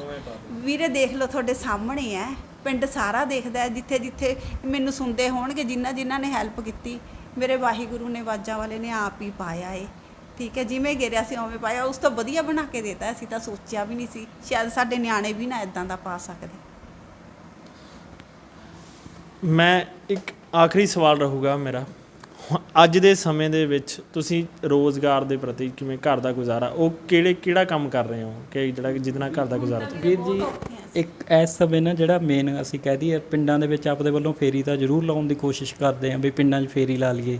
ਇਸ ਸਮੇਂ ਜਿਹੜਾ ਮੇਰਾ ਵੱਡਾ ਬੇਟਾ ਹੈ ਨਾ, ਵੱਡੇ ਬੇਟੇ ਦੀ ਹਜੇ ਘੱਟੋ ਘੱਟ 1.5 ਸਾਲ ਦੀ ਪੜ੍ਹਾਈ ਬਾਕੀ ਹੈ। ਉਹ ਕਰ ਰਿਹਾ ਕੰਪਿਊਟਰ ਸਾਇੰਸ ਇੰਜੀਨੀਅਰਿੰਗ ਬਾਬਾ ਬੰਦਾ ਬਹਾਦਰ 'ਚ, ਤੁਹਾਨੂੰ ਦੱਸਿਆ ਫਤਿਹਗੜ੍ਹ ਸਾਹਿਬ। ਹੁਣ ਉਹਦੀ 7ਵਾਂ ਸਮੈਸਟਰ, ਫਿਰ 8ਵਾਂ, ਉਹਦੇ ਬਾਅਦ ਵਿੱਚ ਜਾਂਦੀ। ਫਿਰ ਇਹ ਆ ਵੀ ਬੇਟੇ ਦੀ ਟ੍ਰੇਨਿੰਗ ਦੇ ਬਾਅਦ 'ਚ ਉਹਦੀ ਉੱਥੇ ਪ੍ਰੈਕਟਿਸ ਲੱਗੂਗੀ। ਫਿਰ ਲਗਭਗ ਹਜੇ 1.5 ਸਾਲ ਵੀ ਜਿੰਨਾ ਚਿਰ ਬੱਚੇ ਆਪਦੇ ਪੈਰੀ ਸਟੈਂਡ ਨਹੀਂ ਹੋ ਜਾਂਦੇ, ਸਾਡਾ ਬਹੁਤ ਉਹ ਹੈ। ਕਿਉਂਕਿ ਇੱਕ ਕਰੋਨੇ ਨੇ ਹਾਲਾਤ ਖ਼ਰਾਬ ਕਰਤੀ ਹੈ। ਇਸ ਸਮੇਂ ਜੇ ਅਸੀਂ ਦੱਸੀਏ, ਸਾਡੇ ਘਰ ਦੇ ਵਿੱਚ ਚੰਗੀ ਤਰ੍ਹਾਂ ਦੁੱਧ ਪਾਣੀ ਦਾ ਖਰਚਾ ਚਲਾਉਣ ਤੋਂ ਵੀ ਬਹੁਤ ਤੰਗ ਹੋਏ ਪਏ ਆ। 8 ਮਹੀਨੇ ਹੋ ਗਏ ਅਸੀਂ ਆ ਮਨੀਸ਼ਾ ਗੁਲਾਟੀ ਦੇ ਦਫ਼ਤਰਾਂ ਦੇ ਚੱਕਰ ਕਰਦੇ ਜਿਹੜੇ ਕੱਪੜਿਆਂ ਦਾ ਕੰਮ ਠੀਕ ਹੈ। ਕਰਦੇ ਸੀ ਵੀਰੇ, ਇਹ ਜਿਹੜਾ ਸਾਡਾ ਬੰਦ ਹੋਇਆ ਕੱਪੜਿਆਂ ਦਾ ਕੰਮ ਵੀ ਸਾਡਾ ਬਿਲਕੁਲ ਬੰਦ ਹੋਇਆ ਪਿਆ, ਕਿਉਂਕਿ ਸਾਨੂੰ ਕਿਸੇ ਟਾਈਮ ਅੱਜ ਹੁਣ ਜਾਣੀ ਦੀ ਇਹ ਲਗਭਗ ਨਾ ਸਾਡੇ ਜਿਹੜਾ ਬੜਾ ਬੇਟਾ ਹੈ, ਮੈਂ CU ਦੇ ਵਿੱਚ 2 ਤਰੀਕ ਨੂੰ ਫੀਸ ਭਰ ਕੇ ਆਇਆ ਸੀ 44,500 ਰੁਪਈਆ। ਉਦੋਂ 3 ਦਿਨਾਂ ਬਾਅਦ ਬੇਟੇ ਦੀ ਕੋਈ ਐਪ ਪਈ ਸੀ ਨੈੱਟ ਦੇ ਉੱਤੇ, ਉਹਨਾਂ ਨੂੰ ਉਹਦੀ ਸਿਲੈਕਸ਼ਨ ਲਈ ਕਰ ਲਈ। ਨੋਇਡਾ ਦੇ ਵਿੱਚ ਕੋਈ ਕੰਪਨੀ ਸੀ, ਉੱਧਰ ਉਹਨਾਂ ਨੇ ਟ੍ਰੇਨਿੰਗ ਲਈ ਉਹਨੂੰ ਸਿਲੈਕਸ਼ਨ ਕਰ ਲਿਆ। ਅਤੇ ਉਹ ਬੇਟਾ ਕਹਿੰਦਾ ਵੀ ਡੈਡੀ ਇੱਥੇ ਲਗਭਗ 1,20,000 ਦੇ ਕਰੀਬ ਖਰਚਾ ਆ ਜਾਣਾ, ਵੀ ਜੇ ਤਾਂ ਹੋ ਸਕਦਾ ਤਾਂ ਦੇਖ ਲਓ, ਵੀ ਨਹੀਂ ਮੁਸ਼ਕਿਲ ਹੈ, ਵੀ ਆਪਾਂ ਨਹੀਂ ਹੁੰਦਾ ਤਾਂ ਆਪਾਂ ਰਹਿਣ ਦਿੰਦੇ ਹਾਂ, ਵੀ ਉੱਥੇ ਮੈਂ ਮੋਹਾਲੀ 'ਚ ਲਾ ਲੈਂਦਾ, ਲੋਕਲ ਲਾ ਲੈਂਦਾ। ਪਰ ਗੱਲ ਇਹ ਤੀ ਵੀ ਬੇਟਾ ਇਹ ਵੀ ਦੱਸ ਰਿਹਾ ਸੀ ਵੀ ਇਹਦੇ ਵਿੱਚ ਬਾਅਦ 'ਚ ਜਿਹੜਾ ਇੰਨਾ ਵਜ਼ੀਫਾ ਮਿਲਣਾ ਅਤੇ ਮਗਰੋਂ ਇੱਥੇ ਉਹੋ ਜਿਹੇ ਘੱਟ ਹੋਣ ਆਪਾਂ ਨੂੰ। ਮੇਰੇ ਮਨ ਨੂੰ ਲੱਗਿਆ ਵੀ ਬੱਚੇ ਨੂੰ ਜੇ ਮੈਂ ਹੁਣ ਨਾ ਕਰਤੀ ਤਾਂ ਉਹਦਾ ਦਿਲ ਟੁੱਟੂਗਾ, ਕਿਉਂਕਿ ਇੱਕ ਉਹਨੂੰ ਬੜੀ ਵਧੀਆ ਕੰਪਨੀ ਦੀ ਆਫਰ ਸੀਗੀ। ਇਹ ਬਾਹਰਲੀ ਕੋਈ ਕੰਪਨੀ ਹੈ ਜਿਹਦੇ ਵਿੱਚ ਜਾਣੀ ਦੀ ਇੰਡੀਆ 'ਚ 20 ਬ੍ਰਾਂਚਾਂ ਨੇ ਉਹਦੀਆਂ ਅਲੱਗ-ਅਲੱਗ, ਅਤੇ ਨੋਇਡਾ ਦਾ ਸਭ ਤੋਂ ਵਧੀਆ ਇਹਦਾ ਉਹ ਸੀਗਾ। ਇੱਥੇ ਬਾਬਾ ਬੰਦਾ ਬਹਾਦਰ ਯੂਨੀਵਰਸਿਟੀ ਦੇ ਟੋਟਲ 10 ਬੱਚੇ ਗਏ ਆ ਟ੍ਰੇਨਿੰਗ ਦੇ ਲਈ। ਅਤੇ ਫਿਰ ਅਸੀਂ ਨਾ ਇੱਥੇ ਆਪਣੇ ਇੱਕ ਗੁਰਸਿੱਖ ਵੀਰ ਜੀ ਸੀਗੇ, ਮੈਂ ਪਟਿਆਲੇ, ਉਹਨਾਂ ਨਾਲ ਗੱਲ ਕੀਤੀ ਵੀ ਯਾਰ ਬੇਟੇ ਦਾ ਇੱਦਾਂ ਕਰਕੇ ਹੋ ਗਿਆ ਵੀ ਪੈਸੇ ਦਾ ਕੋਈ ਇੰਤਜ਼ਾਮ ਨਹੀਂ ਹੋ ਰਿਹਾ। ਤਾਂ ਉਹ ਕਹਿੰਦੇ ਵੀ ਤੁਸੀਂ ਸਾਡੇ ਕੋਲ ਆਓ, ਵੀ ਆਪਾਂ ਨਾ ਇੱਕ ਮੈਡਮ ਆ, ਉਹਨਾਂ ਨੂੰ ਚੈੱਕ ਐਪਲੀਕੇਸ਼ਨ ਦਵਾ ਦਿੰਦੇ। ਇੱਥੇ ਸਾਡੇ ਵਾਲੀਆ ਜੀ ਸੀਗੇ, ਸਤਵਿੰਦਰ ਕੌਰ ਵਾਲੀਆ, ਪੰਜਾਬ ਕੇਸਰੀ ਦੇ ਪਟਿਆਲੇ 'ਚ, ਉਹਨਾਂ ਨੇ ਵਿਚਾਰਿਆਂ ਨੇ ਸਾਡੀ ਐਪਲੀਕੇਸ਼ਨ ਦੀ ਦੂਜੇ ਦਿਨ ਮੈਨੂੰ ਫੋਨ ਕਰਤਾ। ਕਹਿੰਦੇ ਵੀ 22 ਤਰੀਕ ਦੀ ਗੱਲ ਹੈ, 22 ਜੁਲਾਈ ਨੂੰ ਉਹਨਾਂ ਨੇ ਮੈਨੂੰ ਕਿਹਾ ਵੀ ਤੁਸੀਂ ਆਪਣੀ ਵਾਈਫ ਨੂੰ ਨਾਲ ਲੈ ਕੇ ਆਓ, ਵੀ ਅਸੀਂ ਨਾ ਇੱਥੇ ਇੱਕ NGO ਹੈ, ਵੀ ਉਹ NGO ਨੇ ਸਾਨੂੰ DC ਦੇ ਸਾਹਮਣੇ ਚੈੱਕ ਦੇਣਾ। ਅਤੇ ਉਹ ਜਦ DC ਸਾਹਿਬ ਨੂੰ ਸਾਡੇ ਬਾਰੇ ਪਤਾ ਲੱਗਿਆ ਤਾਂ ਉਹਨਾਂ ਨੇ ਕਿਤੇ ਇਹਨਾਂ ਨੂੰ ਪੁੱਛ ਲਿਆ। ਜਦ ਉਹ ਬੜੇ ਭਾਵੁਕ ਹੋਏ ਸੁਣ ਕੇ, ਦੇਖ ਕੇ ਵੀ ਇਹ ਬੰਦੇ ਇੰਨੀ ਮਿਹਨਤ ਕਰਕੇ ਬੱਚਿਆਂ ਦੀ ਪੜ੍ਹਾਈ ਲਈ ਕੋਸ਼ਿਸ਼ ਕਰ ਰਹੇ ਨੇ, ਤਾਂ ਉਹਨਾਂ ਨੇ ਫਿਰ ਇਹਨਾਂ ਨੂੰ ਕਹਿਤਾ ਵੀ ਜੇ ਤੁਹਾਨੂੰ ਕੋਈ ਦਿੱਕਤ ਹੈ ਤਾਂ ਇਹ ਰੋਪੇ ਉੱਥੇ ਤੁਹਾਡੀ ਫਾਸਟਵੇ ਨਿਊਜ਼ ਦੀ ਟੀਮ ਪਟਿਆਲਾ ਲੋਕਲ ਆਈ ਹੋਈ ਸੀ। ਉਹਨਾਂ ਨੇ ਸਾਡੀ ਇਹ ਮੇਰੇ ਖਿਆਲ 'ਚ ਉਹ ਵੀਡੀਓ ਫੇਸਬੁੱਕ 'ਤੇ ਪਾਤੀ ਸੀਗੀ, ਜਿਹਦੇ ਥਰੂ ਜਾਂਦੀ ਵਾਲੀਆ ਮੈਡਮ ਹੈ ਨਾ, ਉਹ ਵੀ ਕੀ ਨਾਮ ਉਹਨਾਂ ਦਾ? ਸਤਵਿੰਦਰ ਕੌਰ ਵਾਲੀਆ। ਇਹ ਜਾਣੀ ਦੀ ਆਪਣੇ ਪੰਜਾਬ ਕੇਸਰੀ ਦੇ ਸਬ ਐਡੀਟਰ ਹੈ ਪਟਿਆਲਾ ਸਿਟੀ ਸੈਂਟਰ ਪਟਿਆਲਾ। ਉਹਨਾਂ ਨੇ ਜਾਣੀ ਅਸੀਂ ਅੱਜ ਦੇ ਸਮੇਂ ਦੇ ਵਿੱਚ ਜੇ ਆਪਾਂ ਗੱਲ ਕਰੀਏ ਤਾਂ ਰੋਜ਼ਗਾਰ ਕਿਸ ਪ੍ਰਤੀ ਚਲਾ ਰਹੇ ਹੋ?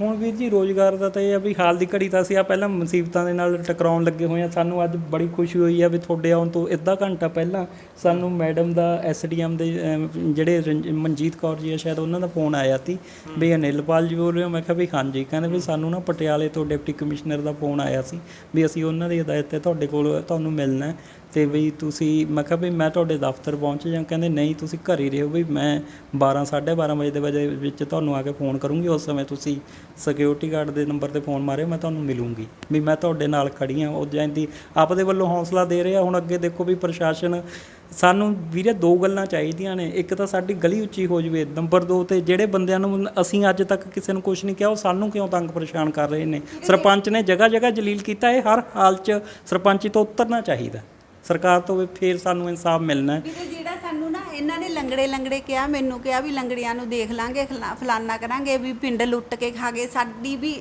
ਅਸੀਂ ਅਪਾਹਜ ਤਾਂ ਹੈਗੇ ਹੀ ਹੈਂਡੀਕੈਪਟ, ਸਾਡਾ ਜਿਹੜਾ ਦਿਮਾਗ ਹੈ ਇਹ ਵੀ ਸਾਨੂੰ ਨਾ ਇਹ ਵੀ ਅਪਸੈਟ ਕਰਨ ਲੱਗੇ ਹੋਏ ਆ ਵੀ ਇਹ ਕੁਝ ਕਰਨ ਨਾ, ਹਾਂ ਕੁਝ ਕਰਨ ਜੋਗੇ ਨਾ ਰਹਿਣ। ਵੀਰੇ ਮੇਰੀ ਇਹੀ ਮੰਗ ਹੈ ਵੀ ਕੀ ਕਹਿੰਦੇ, ਜਿਹੜੀ ਹੈਂਡੀਕੈਪਟ ਦੇ ਅਧੀਨ ਜਿਹੜੀ ਧਾਰਾ ਬਣ ਰਹੀ ਹੈ, ਸਾਨੂੰ ਸਾਡੇ ਦਿਮਾਗ ਨੂੰ ਅਪਸੈਟ ਕਰ ਰਹੇ ਨੇ, ਸਾਨੂੰ ਤੰਗ ਪਰੇਸ਼ਾਨ ਕਰਦੇ ਨੇ। ਹਾਂ, ਮਾਨਸਿਕ ਟੌਰਚਰ ਕੀਤਾ ਜਾ ਰਿਹਾ। ਸਰਪੰਚ ਨੂੰ ਬਣਦੀ ਕਾਰਵਾਈ ਇਹਦੇ ਤੇ ਕੀਤੀ ਜਾਵੇ। ਮੇਰੀ ਜਠਾਣੀ ਤੇ ਨੀਤਾ ਰਾਣੀ ਤੇ ਅਮਿਤ ਰਾਣੀ ਤੇ ਇਹਦੀ ਅਮਿਤ ਕੁਮਾਰ ਤੇ ਇਹ ਉਹ ਫੈਰਬੋ ਗੇਟ 'ਚ ਇਹਦੀ ਮਿਸਿਜ ਆ ਜਿਹੜੀ ਨਿਧੀ ਰਾਣੀ। ਇਹ ਕਹਿੰਦੀ ਆ ਸਰਪੰਚ ਨੇ ਇਹਦੀ ਇੰਨੀ ਤਾਂ ਬੇਇੱਜ਼ਤੀ ਕਰਤੀ। ਜੇ ਹੋਰ ਕੋਈ ਹੁੰਦਾ ਨਾ ਵੀਰੇ, ਮੈਂ ਦੁਕਾਨ ਦੇ ਮੂਹਰੇ ਬਹਿੰਦੀ ਸੀ, ਵੀ ਕੋਈ ਹੋਰ ਹੁੰਦਾ ਨਾ ਆਪਣੇ ਆਪ ਨੂੰ ਕੁਝ ਕਰਕੇ ਨਾ ਖਤਮ ਹੋ ਜਾਂਦਾ। ਇਹ ਇਹੀ ਸੋਚਦੇ ਨੇ ਵੀ ਮੈਂ ਕੁਝ ਕਰਾਂ, ਵੀ ਸਾਡੇ 'ਚੋਂ ਦੋਨਾਂ 'ਚੋਂ ਕੁਝ ਕਰੇ, ਵੀ ਸਾਡੇ ਬੱਚੇ ਵਿੱਚ ਵਿਚਾਲੇ ਫਸ ਜਾਣ। ਵੀਰੇ ਮੇਰੀ ਇਹੀ ਹੱਥ ਜੋੜ ਕੇ ਨਾ ਬੇਨਤੀ ਹੈ, ਫਰਿਆਦ ਹੈ, ਠੀਕ ਹੈ। ਮੁੱਖ ਮੰਤਰੀ ਅਮਰਿੰਦਰ ਸਿੰਘ ਅੰਕਲ ਨੂੰ ਵੀ ਇਹਨਾਂ ਨੂੰ ਨਾ ਦੋਸ਼ੀਆਂ ਨੂੰ ਸਜ਼ਾ ਦਿੱਤੀ ਜਾਵੇ, ਕਿਉਂਕਿ ਇਹ ਨਾ ਸਾਨੂੰ ਬਹੁਤ ਅਪਸੈਟ ਕਰਦੇ ਆ। ਇਹ ਤਾਂ ਵਾਹਿਗੁਰੂ ਨੇ ਮੈਨੂੰ ਆਪਣੇ ਆਪ ਨੂੰ, ਮੇਰੇ ਮਨ ਨੂੰ ਕੰਟਰੋਲ 'ਚ ਰੱਖਿਆ ਪਿਆ, ਨਹੀਂ ਇਹ ਮੈਨੂੰ ਜਿੰਨਾ ਪਰੇਸ਼ਾਨ ਕਰਦੇ, ਮੈਂ ਸਾਰੀ ਰਾਤ ਵੀਰੇ ਰੋਂਦੀ ਰਹਿੰਦੀ ਐ, ਇੰਨੀ ਅਪਸੈਟ ਹੋਈ ਰਹਿੰਦੀ ਐ, ਇਹਨਾਂ ਮੈਨੂੰ ਇੰਨਾ ਤੰਗ ਪਰੇਸ਼ਾਨ ਕਰਦੇ ਆ। ਤੁਹਾਨੂੰ ਦੱਸਣਾ ਚਾਹੁੰਦੇ ਆ, ਸਾਡੇ ਨਾ 30 ਦਸੰਬਰ ਦੀ ਡੇਟ ਦਿੱਤੀ ਮੈਡਮ ਨੇ, ਮਨੀਸ਼ਾ ਗੁਲਾਟੀ ਨੇ, ਵੀ 30 ਦਸੰਬਰ ਨੂੰ ਤੁਸੀਂ ਇੱਥੇ ਸਾਡੇ ਕੋਲੇ ਪਹੁੰਚਣਾ 12 ਵਜੇ, ਠੀਕ ਹੈ ਜੀ। ਉਸ ਦਿਨਾਂ ਦੇ ਵਿੱਚ ਬੱਸਾਂ ਦੀ ਆਵਾਜਾਈ ਬਹੁਤ ਘੱਟ ਸੀ, ਧੁੰਦ ਬਹੁਤ ਜ਼ਿਆਦਾ ਪੈ ਰਹੀ ਸੀ। ਅਸੀਂ ਕਿਹਾ ਵੀ ਚਲੋ 30 ਨੂੰ ਸਾਡੇ ਤੋਂ ਸਵੇਰੇ ਪਹੁੰਚਿਆ ਨਹੀਂ ਜਾਣਾ, ਅਸੀਂ ਨਾ ਇੱਥੋਂ ਤੇ ਜਾ ਕੇ ਮੋਹਾਲੀ ਅੰਬ ਸਾਹਿਬ ਗੁਰਦੁਆਰੇ 'ਚ ਰਹਿ ਗਏ। 29 ਨੂੰ ਰਾਤ ਨੂੰ ਚਲੇ ਗਏ ਤੇ ਉੱਥੇ ਜਦ 3 ਵਜੇ ਤਕਰੀਬਨ ਅਸੀਂ ਚਲੇ ਗਏ। ਅਸੀਂ ਜਾ ਕੇ ਗੁਰਦੁਆਰੇ ਦਾ ਕਮਰਾ ਲਿਆ, ਉਹਨਾਂ ਨੂੰ ਦੱਸਿਆ ਵੀ ਭਾਈ ਇੱਦਾਂ ਸਾਡੀ ਕੰਡੀਸ਼ਨ ਹੈ, ਵੀ ਸਾਡੀ ਬਹੁਤ ਮਜਬੂਰੀ ਆ। ਤਾਂ ਉਹ ਕਹਿੰਦੇ ਵੀ ਕੋਈ ਗੱਲ ਨਹੀਂ। ਅਸੀਂ ਅੰਬ ਸਾਹਿਬ ਕਮਰੇ 'ਚ ਗੁਰਦੁਆਰੇ 'ਚ ਜਦ ਰਹੇ ਤਾਂ ਸਵੇਰੇ 8:30 ਵਜੇ ਈਸੜੂ ਚੌਂਕੀ ਇੰਚਾਰਜ ਨੇ ਸਾਨੂੰ ਫੋਨ ਕੀਤਾ, ਕਹਿੰਦੇ ਵੀ ਅਨਿਲਪਾਲ ਬੋਲਦੇ ਹੋ? ਅਸੀਂ ਕਿਹਾ ਹਾਂਜੀ। ਕਹਿੰਦੇ ਵੀ ਜਿਹੜੀ ਤੁਹਾਡੀ ਅੱਜ ਦੀ ਤਰੀਕ ਦੀ ਨਾ ਕੈਂਸਲ ਹੋ ਗਈ। ਐਸਐਸਪੀ ਦਫ਼ਤਰ ਗੁਰਵਿੰਦਰ ਸਿੰਘ ਦੇ ਇੱਥੇ ਤੱਕ ਜਾਂਦੀ ਅੰਡਰ ਚੱਲ ਰਿਹਾ, ਵੀ ਉਹਨਾਂ ਨੇ ਸਾਨੂੰ ਤਰੀਕ ਬਾਰੇ ਵੀ ਨਹੀਂ ਦੱਸਿਆ। ਪਤਾ ਲੱਗ ਗਿਆ ਵੀਰ ਜੀ, ਚੌਥੀ ਮੰਜ਼ਿਲ ਤੇ ਅਸੀਂ, ਤੁਸੀਂ ਜਾ ਕੇ ਨਾ ਪੰਜਾਬ ਰਾਜ ਮਹਿਲਾ ਕਮਿਸ਼ਨ ਦਾ ਜੇ ਪਹਿਲਾ ਦਫ਼ਤਰ ਦੇਖਿਆ ਹੋਵੇ, ਹੁਣ ਤਾਂ ਉਹ ਫੇਸ 1 'ਚ ਆ ਗਿਆ। ਪਹਿਲਾ ਦਫ਼ਤਰ ਸੈਕਟਰ 17C ਦੇ ਵਿੱਚ ਸੀਗਾ, 57 ਉਹਦੇ ਵਿੱਚ 57 ਸੀ ਉਹ ਨੰਬਰ ਦੀ। ਉੱਥੇ ਨਾ ਅਸੀਂ ਚੌਥੀ ਮੰਜ਼ਿਲ ਤੇ, ਤੁਸੀਂ ਇਹ ਦੇਖ ਲਓ ਵੀ ਸਾਡੀ ਹਾਲਤ ਕੀ ਹੈ। ਚੌਥੀ ਮੰਜ਼ਿਲ ਤੇ ਅਸੀਂ ਪਹੁੰਚ ਗਏ, ਉੱਥੇ ਸਾਨੂੰ ਜਾ ਕੇ ਫੋਨ ਆਇਆ ਵੀ ਭਾਈ ਤੁਹਾਡੀ ਅੱਜ ਦੀ ਤਰੀਕ ਕੈਂਸਲ ਹੋ ਗਈ। ਐਸਐਸਪੀ ਦਫ਼ਤਰ ਇੱਥੇ ਤੱਕ ਇਹਦੀ ਮਦਦ ਕਰ ਰਿਹਾ। ਉਹਦੇ ਬਾਅਦ 'ਚ ਇੱਥੇ ਸਾਡੇ 35 ਦੇ ਕਰੀਬ ਬੰਦੇ ਇਕੱਠੇ ਹੋਏ ਨੇ। ਉਹਨਾਂ ਨੇ ਕਿਹਾ ਸਾਨੂੰ ਵੀ ਡੀਐਸਪੀ ਮੈਡਮ ਆਪਣੇ ਸਰਬਜੀਤ ਕੌਰ ਬਾਜਵਾ ਜੀ ਨੇ ਨਾ ਵੀ ਤੁਹਾਡਾ ਮੌਕਾ ਦੇਖਣਾ, ਨਾਲੇ ਪਿੰਡ ਦੇ ਪਤਵੰਤੇ ਸੱਜਣਾ ਦੇ ਕੁਝ ਬਿਆਨ ਲੈਣੇ ਨੇ, ਇਹ ਉਹਨਾਂ ਨੇ ਸਾਨੂੰ ਕਿਹਾ ਸੀਗਾ। ਅਸੀਂ ਇੱਥੇ ਸਾਰੇ ਬੰਦੇ ਇਕੱਠੇ ਕਰ ਲਏ, ਪਿੰਡ ਦੇ ਜਥੇਦਾਰ ਸਰਦਾਰ ਅਮਰੀਕ ਸਿੰਘ ਤੇ ਹੋਰ ਕਈ ਜਾਂਦੀ ਪੁਰਾਣੇ ਸਾਬਕਾ ਪੰਚ ਸਰਪੰਚ ਆਏ ਹੋਏ ਸੀ। ਉੱਥੇ ਜਾਂਦੀ ਅਸੀਂ ਜਦ ਉਰੇ ਬੈਠੇ ਤਾਂ ASI ਵੀ ਆ ਗਿਆ, ਸਾਰਾ ਜਿਵੇਂ ਵੀ ਪੂਰਾ ਇੰਤਜ਼ਾਮ ਸੀ। ਸਾਨੂੰ ਜਦ ਮੌਕੇ ਤੇ ਆ ਕੇ ਕਹਿੰਦੇ ਜੀ ਵੀ ਪ੍ਰੋਗਰਾਮ ਕੈਂਸਲ ਹੋ ਗਿਆ, ਬੀਬੀ ਜੀ ਨੂੰ ਕਿਤੇ ਕਤਲ ਕੇਸ ਦੇ ਮੌਕੇ ਤੇ ਜਾਣਾ ਪੈ ਗਿਆ। ਕੋਟ ਸਿੱਖੋਂ 'ਚ ਕੋਈ ਕਤਲ ਹੋਇਆ ਸੀਗਾ, 18 ਮਾਰਚ ਦੀ ਗੱਲ ਹੈ। ਉਹਨੇ ਕਹਿੰਦਾ ਵੀ ਉੱਥੇ ਜਾਣਾ ਪੈ ਗਿਆ। ਸਾਡੇ ਕੋਲੇ ਉਹਦਾ ਵੀ ਰਿਕਾਰਡ ਹੈ। ਮੈਡਮ ਜਿਹੜੀ ਸਰਬਜੀਤ ਕੌਰ ਬਾਜਵਾ ਜੀ ਹੈ, ਇਹ ਸਪੈਸ਼ਲ ਬ੍ਰਾਂਚ ਦੀ ਅਫਸਰ ਹੈ, ਠੀਕ ਹੈ ਜੀ। ਜੇ ਹੁਣ ਉਹ ਸਪੈਸ਼ਲ ਬ੍ਰਾਂਚ ਵਾਲੇ ਮੈਡਮ ਉੱਥੇ ਗਏ ਤਾਂ ਉਹਨਾਂ ਦਾ ਦੂਏ ਦਿਨ ਅਜੀਤ ਅਖਬਾਰ ਦੇ ਵਿੱਚ ਨਾਮ ਵੀ ਤਾਂ ਚਾਹੀਦਾ ਸੀ। ਸਾਡੇ ਕੋਲੇ ਉਹਦਾ ਪ੍ਰੂਫ ਪਿਆ, ਪਰ ਮੈਡਮ ਜੀ ਇਹ ਕਹਿੰਦੇ ਵੀ ਉਹ ਉੱਥੇ ਚਲੇ ਗਏ, ਪਰ ਉੱਥੇ ਅਖਬਾਰ 'ਚ ਨਾਮ ਨਹੀਂ, ਅਖਬਾਰ 'ਚ ਉਹਨਾਂ ਨਾਮ ਨਹੀਂ। ਮੈਂ ਤੁਹਾਨੂੰ ਹੁਣੇ ਉਹਦੀ ਰਿਪੋਰਟ ਉਹ ਦਿੰਨੇ ਆ। ਇੱਥੇ ਚੌਂਕੀ ਇੰਚਾਰਜ ਬੈਠਾ ਹੈ ਸਾਡੇ ਪਿੰਡ ਦੇ, ਬਲਵੀਰ ਸਿੰਘ। ਉਹ ਇੱਥੇ ਦਰਵਾਜ਼ੇ 'ਚ ਮੈਂ ਵੀ ਖੜੀ ਆ, ਪਿੰਡ ਦੇ ਬੰਦੇ ਵੀ ਬੁਲਾਏ ਹੋਏ ਆ ਉਹਨਾਂ ਨੇ, ਮੈਡਮ ਨੇ, ਉਹ ਬੈਠੇ ਨੇ। ਉਹ ਮੌਕੇ ਤੇ ਕਹਿੰਦੇ ਵੀ ਮੈਡਮ ਉੱਥੇ ਪਹੁੰਚ ਗਈ। ਅਗਲੇ ਦਿਨ ਅਸੀਂ ਜਦ ਖਬਰ ਪੜ੍ਹੀ, ਉਹ ਅਸੀਂ ਸੰਭਾਲ ਕੇ ਰੱਖ ਲਈ। ਅਸੀਂ ਦੇਖਿਆ ਵੀ ਮੈਡਮ ਉੱਥੇ ਗਈ ਹੈ, ਕਿ ਵੀ ਨਾਮ ਤਾਂ ਹੋਊਗਾ, ਬਾਕੀ ਸਾਰੇ ਮੁਲਾਜ਼ਮਾਂ ਦਾ ਨਾਮ ਹੈ, ਉੱਥੇ ਮੈਡਮ ਦਾ ਕੋਈ ਨਾਮ ਨਹੀਂ ਹੈਗਾ। ਸਪੈਸ਼ਲ ਬ੍ਰਾਂਚ ਦੀ ਮੈਡਮ ਹੋਵੇ ਤਾਂ ਉਹਦਾ ਨਾਮ ਵਿੱਚ ਹੈ ਜੀ। ਫਿਰ ਉਸ ਤੋਂ ਬਾਅਦ ਜਦੋਂ ਉਹ ਅਗਲੇ ਦਿਨ ਆਏ ਇੱਥੇ ਪਿੰਡ ਦੇ ਬੰਦਿਆਂ ਦੇ ਸਾਹਮਣੇ, ਬੰਦਿਆਂ ਨੇ ਕਿਹਾ ਵੀ ਕੱਲ ਸਰਪੰਚ ਨੇ ਚੌਂਕੀ ਦੇ ਵਿੱਚ, ਈਸੜੂ ਚੌਂਕੀ 'ਚ, ਵੀ ਫਲਾਣੇ ਬੰਦੇ ਨੂੰ 200 ਗਾਲ ਕੱਢੀ ਹੈ। ਉਹ ਥਾਣੇਦਾਰ ਜਿਹੜਾ ਬਲਵੀਰ ਸਿੰਘ ਸੀ, ਉਹ ਮੰਨਿਆ ਏ ਮੈਡਮ ਦੇ ਸਾਹਮਣੇ ਵੀ ਹਾਂ ਸਰਪੰਚ ਨੇ 200 ਗਾਲ ਕੱਢੀ ਹੈ। ਉਹ ਮੈਡਮ ਦਾ ਲੀਡਰ ਕਹਿੰਦਾ ਇਹਨੂੰ ਤਾਂ ਬੰਦਾ ਅਸੀਂ ਬਣਾਵਾਂਗੇ। ਵੀਰ ਜੀ ਉਹ ਬੰਦੇ ਤਾਂ ਹੁਣ ਅਸੀਂ ਬਣ ਰਹੇ ਆ। ਸਰਪੰਚ ਤਾਂ ਆਰਾਮ ਨਾਲ ਆਪਣੀਆਂ ਕੋਠੀਆਂ ਵਿੱਚ ਬੈਠਾ, ਗੱਡੀਆਂ 'ਚ ਘੁੰਮ ਰਿਹਾ, ਠੀਕ ਹੈ। ਬੰਦੇ ਅਸੀਂ ਬਣ ਰਹੇ ਆ। ਸਰਪੰਚ ਦੀ ਇੰਨੀ ਅਪਰੋਚ ਹੈ ਵੀ ਉਹ 200 ਗਾਲ ਚੌਂਕੀ ਦੇ ਵਿੱਚ ਬੰਦੇ ਨੂੰ ਕੱਢ ਸਕਦਾ। ਉਹ ਸਾਡੇ ਵਰਗਿਆਂ ਨੂੰ ਇੱਥੇ ਕੀ ਕੁਝ ਨਹੀਂ ਕਰ ਸਕਦਾ। ਹੁਣ ਤੁਸੀਂ ਆਪ ਦੇਖ ਲਓ ਵੀ ਉਹ ਸਾਡੇ ਨਾਲ ਕੀ ਕਰਦਾ। ਸਾਡੇ ਕੁਝ ਦਰਸ਼ਕ ਹੋਣਗੇ ਜਿਹੜਾ ਤੁਹਾਡੇ ਨਾਲ ਸੰਪਰਕ ਜ਼ਰੂਰ ਕਰਨਾ ਚਾਹਾਂਗੇ। ਅਸੀਂ ਵੀ ਖੁਦ ਇਹ ਗੱਲ ਸੁਣ ਕੇ ਹੈਰਾਨ ਆ ਕਿ ਇੱਕ ਤਾਂ ਸਰੀਰਕ ਪੱਖੋਂ ਇੰਨਾ ਸੰਘਰਸ਼ ਕਰ ਰਹੇ ਨੇ ਤੇ ਉੱਪਰ ਜੀ ਸਰਪੰਚ ਵੱਲੋਂ ਇੱਦਾਂ ਦੇ ਬਿਆਨ ਸਾਹਮਣੇ ਆਉਂਦੇ ਨੇ, ਇੱਦਾਂ ਕਿਹਾ ਜਾਂਦਾ, ਅਪਸ਼ਬਦ ਬੋਲੇ ਜਾਂਦੇ ਨੇ। ਮਾਨਸਿਕ ਤੌਰ 'ਤੇ ਆਪਾਂ ਕਹਿ ਸਕਦੇ ਹਾਂ ਕਿ ਮਾਨਸਿਕ ਤੌਰ 'ਤੇ ਵੀ ਕਿਤੇ ਨਾ ਕਿਤੇ ਹਰਾਸਮੈਂਟ ਦਿੱਤੀ ਜਾ ਰਹੀ ਹੈ। ਭਾਜੀ ਸਾਡੇ ਕੋਈ ਦਰਸ਼ਕ ਹੋਣਗੇ ਜਿਹੜੇ ਤੁਹਾਡੀ ਜਾਂ ਮਦਦ ਕਰਨਾ ਚਾਹੁੰਦੇ ਹੋਣ ਜਾਂ ਤੁਹਾਡੇ ਨਾਲ ਸੰਪਰਕ ਕਰਨਾ ਚਾਹੁੰਦੇ ਹੋਣ, ਤੁਹਾਡੇ ਨਾਲ ਗੱਲਬਾਤ ਕਰਨਾ ਚਾਹੁੰਦੇ ਹੋਣ, ਤੁਸੀਂ ਆਪਣਾ ਸੰਪਰਕ ਨੰਬਰ ਜ਼ਰੂਰ ਦੱਸ ਦਿਓ। 8968275104। ਇਹ ਜਿਹੜਾ ਮੋਬਾਈਲ ਨੰਬਰ ਹੈ ਤੁਹਾਡੀ ਟੀਵੀ ਸਕਰੀਨ ਦੇ ਉੱਪਰ ਵੀ ਚੱਲ ਰਿਹਾ ਹੋਊਗਾ। ਜੇ ਕੋਈ ਸਾਡਾ ਦਰਸ਼ਕ, ਸਾਡਾ ਦੋਸਤ ਜੇ ਇਹਨਾਂ ਨਾਲ ਸੰਪਰਕ ਕਰਨਾ ਚਾਹੁੰਦਾ ਹੋਵੇ ਤਾਂ ਉਹ ਕਰ ਸਕਦਾ ਆ। ਇੱਕ ਸ਼ਾਰਟਸ ਨੇ, ਇਹ ਸੂਟ ਵੇਚਦੇ ਨੇ, ਅਨਸਟਿਚ ਜਿਹੜੇ ਸੂਟ ਹੁੰਦੇ ਨੇ, ਲੇਡੀਜ਼ ਸੂਟ ਹੁੰਦੇ ਨੇ, ਟੀ-ਸ਼ਰਟਾਂ ਵੇਚਦੇ ਨੇ, ਲੋਅਰਾਂ ਵੇਚਦੇ ਨੇ। ਇਹ ਤੁਹਾਡੇ ਸ਼ਾਰਟਸ ਨੇ, ਉਹ ਤੁਹਾਡੀ ਸਕਰੀਨ ਦੇ ਉੱਤੇ ਚੱਲ ਰਹੇ ਹੋਣਗੇ। ਜੇ ਸਾਡਾ ਕੋਈ ਦੋਸਤ, ਸਾਡਾ ਮਿੱਤਰ ਕੁਝ ਖਰੀਦਣਾ ਚਾਹੁੰਦਾ ਆ, ਇਹਨਾਂ ਨਾਲ ਸੰਪਰਕ ਜ਼ਰੂਰ ਕਰੇ, ਕਿਉਂਕਿ ਕਿਤੇ ਨਾ ਕਿਤੇ ਆਪਾਂ ਇਹ ਚੀਜ਼ ਕਰਕੇ ਇਹਨਾਂ ਦੀ ਆਰਥਿਕ ਤੌਰ 'ਤੇ ਹੈਲਪ ਵੀ ਕਰ ਸਕਦੇ ਹਾਂ।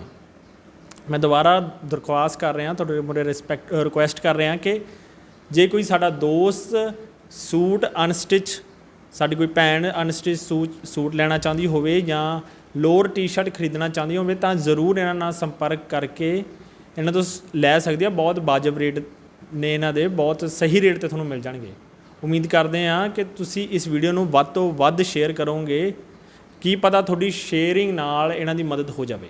ਤਦ ਤੱਕ ਲਈ ਮੈਨੂੰ ਹਰਵਿੰਦਰ ਖੰਨੇ ਨੂੰ ਦਿਓ ਇਜਾਜ਼ਤ। ਧੰਨਵਾਦ।